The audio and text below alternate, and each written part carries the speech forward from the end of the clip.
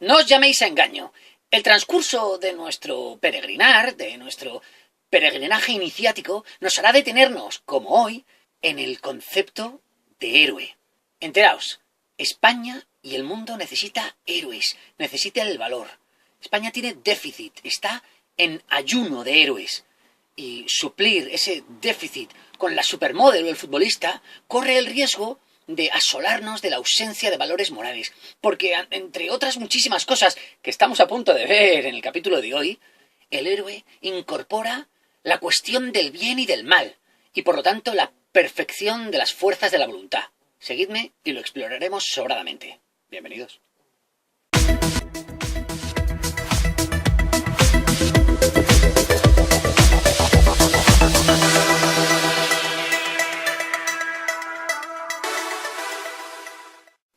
Maego Banen, queridos iniciados, Procoptes. Una noche encantadora en el curso de las postrimerías del verano es un día idóneo para hacer la reflexión en la hermosa ciudad de Madrid, en pleno campo.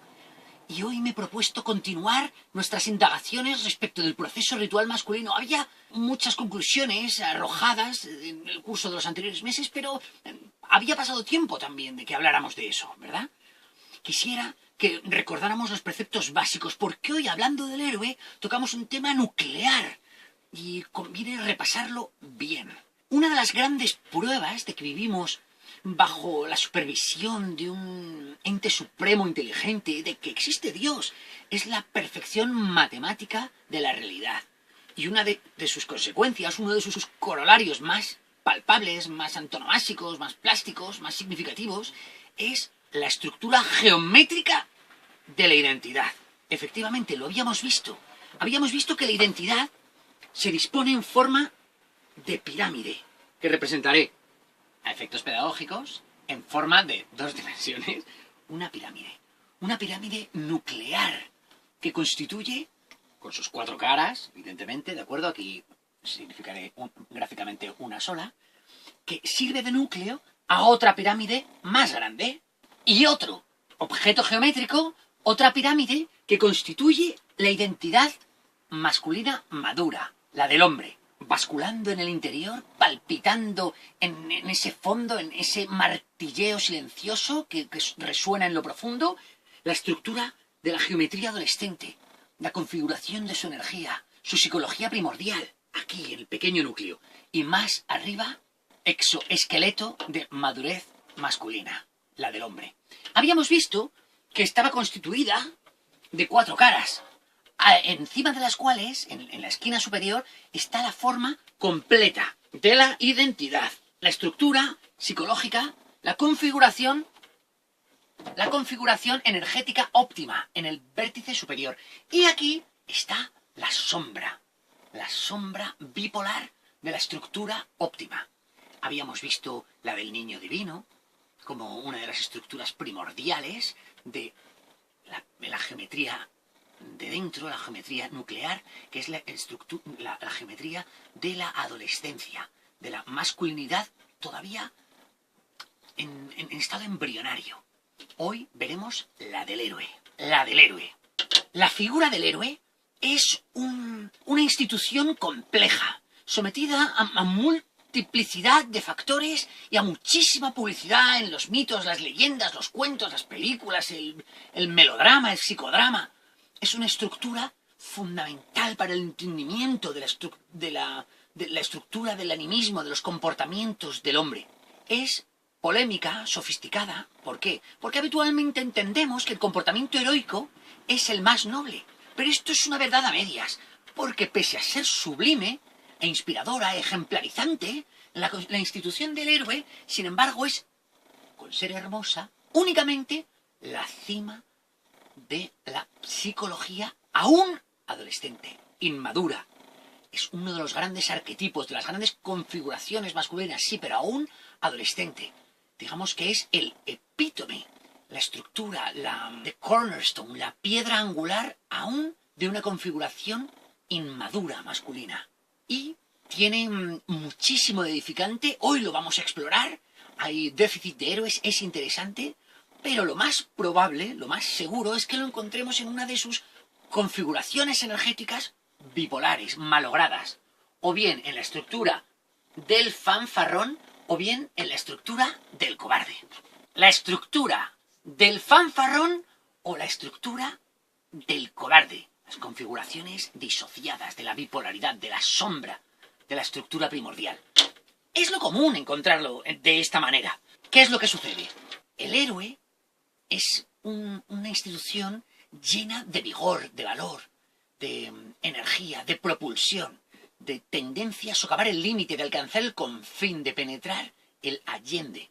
Y cuando está malograda, cuando está disociada, se nos presenta a través de una energía que se impone, que es agresiva, que es primitiva, que es solo combustión de hidrógeno. Es una fuerza todavía encubridora de una profunda inseguridad, de un interior pusilánime, porque carece de las estructuras cohesivas masculinas internas necesarias para expresarse con integridad. Estamos hablando del fanfarrón malhumorado, de esta criatura que hace de su estrategia primordial el demostrar su excelencia, su sobresaliencia, y que reacciona extremadamente mal a los intentos de poner límites a esa estructura. Estamos hablando del clásico engreído que se ufana y que necesita con completa insensibilidad hacer una manifestación de todas sus virtudes. Podemos recordar testimonios que daban en el curso de la guerra de Vietnam de soldados que en actos de heroicidad ponían en peligro sus vidas y la de sus batallones cuando tenían posiciones de liderato y que ocasionaban la muerte de regimientos enteros de soldados por querer hacer actos de exhibicionismo heroico. Es una fuerza primordial todavía bruta, malograda, falta de una dirección inspiradora. Aún es un maldito fanfarrón. Estamos hablando del vendedor, el ejecutivo joven, el broker, el agente de bolsa. Es decir, son estructuras aún básicas, rudimentarias. Hay una peli que lo expresa bastante bien, es la de Top Gun, no sé si la habéis visto. Pues la figura de Tom Cruise, no me acuerdo si se llamaba Maverick, es exactamente esto. Un joven arrogante que necesita hacer una mostración, que está intentando probar algo, que es agresivo, es talentoso, es creativo, pero crea una sensación de desasosiego entre sus congéneres. Casi siempre reaccionan con disgusto y acaba comprometiendo a su redor, a su equipo de pilotos, a las estrellas del aire, ¿verdad? Incluso Gus, no sé si recordáis la película, que es un amigo fiel, leal, siempre solícito junto con él, termina poniendo de manifiesto de qué manera este Maverick se daña a sí mismo y a su regimiento con sus engreimientos, con sus mavericadas de Top Gun. Pues en el curso de esta película, que en el fondo es la historia de un tránsito desde el adolescente al maduro, se coteja a esta criatura, a este Maverick, con el más maduro Iceman. No sé si lo recordarais, Val Kilmer. Más sosegado, más prudente. Val Kilmer ya es el guerrero, la estructura evolucionada del héroe. Veremos en qué consiste esa divisoria. Mientras que Maverick todavía necesita probarse y demostrar algo, necesita hacerlo con fanfarronería. Y solo hasta que por causa involuntaria ocasiona la muerte de su mejor amigo, leal, fiel compañero, y pierde la competición de Top Gun, y descubre sus propias limitaciones, no logra hacer su tránsito a la madurez, a la estructura íntegra del verdadero guerrero. Ya veremos en qué consiste. De otro lado, la estructura disociada, la configuración energética arquetípica del héroe malogrado, aún en la figura adolescente, es la del maldito cobarde. El cobarde es el proverbial pisoteado. Es esta persona que rehúye el conflicto físico, que sucumbe pronto a la presión social, emocional, de amigos, complaciente patológico, esta criatura rastrera que sale de los conflictos y declara, sin convencerse a sí mismo ni a los demás, que lo más masculino es huir a tiempo, por lo cual él se mortifica con posterioridad, se autorrecrimina, y que sin embargo encierra en su interior, como no, la sombra disociada contraria, encierra al gran fanfarrón en su interior, que empieza a caldearse, empieza a endemoniarse, así como el fanfarrón encierra también al cobarde con su agresividad, con su pasividad, agresivo-pasivo, el cuadro, el cobarde encubre al fanfarrón porque habitualmente se deja pisotear, se deja pisotear, se deja pisotear hasta que de pronto sobresale explosivamente y arremete verbalmente contra alguna persona que hacía uso de ese menosprecio sistemático contra él y que no estaba preparado para esa respuesta agresiva. Ese es el cobarde. Esas dos son sus estructuras disociadas. Habitualmente comprobaremos que el adolescente, el niño, usa uno de estos dos registros. ¿Qué hace falta para integrarlo? ¿Qué hace falta para comprender la vivacidad, la verdadera importancia de este culmen de la psicología adolescente? ¿Por qué hace falta ser héroe? ¿Por qué España necesita héroes? Porque únicamente la estructura del héroe logra arrancarnos de la pasividad. El héroe, al ser adolescente, también por supuesto el fanfarrón y el cobarde, son todavía criaturas inmaduras porque están demasiado vinculados a la madre. Y el héroe es el foco de energía, la fuente psicológica, es el componente del animismo que nos empuja a salir de la madre. Es la fuerza masculina que nos arranca del gineceo y nos permite enfrentar el mundo y sus dificultades sin ella. Por supuesto, es el gran elemento enemigo de los misterios del subconsciente. Que no nos engañemos, en el caso de los hombres, el subconsciente siempre se presenta en la forma de la feminidad, es decir, del dragón, de la mansión sometida a una terrible maldición, a la criatura femenina, a la madre. Por eso hay que enfrentarnos a ella cuando adolescentes. Por eso los adolescentes siempre están enfadados con la madre. Están enfadados con la feminidad y con las mujeres. Por eso necesitan hacerse artistas venusianos, grandes expertos del ligue, para lograr dominar esa criatura, enfrentados contra ella, presuponiendo, como Charlie Sheen en la serie, que enfrentándose y rivalizando con ellas lograrán vencer al fantasma. Nada de eso.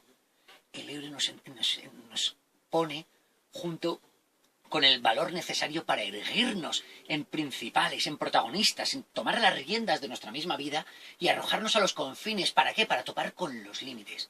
Para descubrir en suma, buscando la ilimitación, la infinitud, que nuestro enemigo, el gran enemigo, no era nuestra madre, éramos nosotros mismos. Y así, encontrando los confines de nuestra identidad y logrando cicatrizarnos. ¿De qué manera? Con duelo, doliéndose. El héroe acaba siempre, por fanfarrón, por ufano, disparándose con la pistola en el pie o poniendo en peligro su vida, la de las demás, como Patton, el gran general que siempre se medía con Montgomery, el gran estadista inglés, y que luego, sin embargo, en la Segunda Guerra Mundial no seleccionaron para la invasión aliada de Europa. Seleccionaron a otro general y lo apocaron porque era un héroe, no era un guerrero. El guerrero se ha enfrentado al dragón y ha salido cicatrizado. Es el joven revolucionario que ha comprobado que la revolución incorporaba deshumanización y ha quedado signado con esa sabiduría escéptica. Es el héroe que se ha enfrentado con su madre y que ha descubierto a la postre, dañado de ese conflicto, que era incapaz de amar a su pareja sentimental, a las mujeres. Es, por lo tanto, una criatura con cicatrices, que ha experimentado el coste del conflicto, que ha crecido. Por lo tanto, su violencia en adelante, la violencia del héroe, la violencia inherente a la fuerza masculina, no es gratuita. Ha descubierto que tiene un precio. Dicen que el héroe, el niño, todavía Peter Pan, sobreactúa y que el guerrero actúa. Lo hace sin necesidad de probarse algo y lo hace sobre todo engarzado con la línea vertical que nos sujeta con el campo de los ideales. Necesitamos resucitar al héroe principalmente porque el héroe es la fuerza que nos impulsa, ese viento empujador de velas, esa fuerza de proa que nos empuja a buscar con ahínco nuestros límites y a intentar ser protectores, a ser más de lo que podemos ser, a lanzarnos allende los límites de nuestra adolescencia, que nos empuje a lo sublime, a lo mejor. Y si logramos hacerlo, si logramos servirnos de esos vientos de cola, entonces quizá estemos preparados para seguir en ese proceso de iniciación masculina hacia el reino del guerrero. Aunque eso es otra historia de la que deberemos hablar con posterioridad. Si os ha gustado, dar like. Hablaremos de otros arquetipos masculinos. Todavía creo que queda el niño típico, etc. Queda lo bueno. Y eso que solo estamos todavía en la estructura adolescente. Esperad cuando entremos en la compleja arquitectura de la moral masculina superheroica, guerrera, madura. Os va a gustar. Super sapiensales, recordad que os quiero. Nos veremos pronto.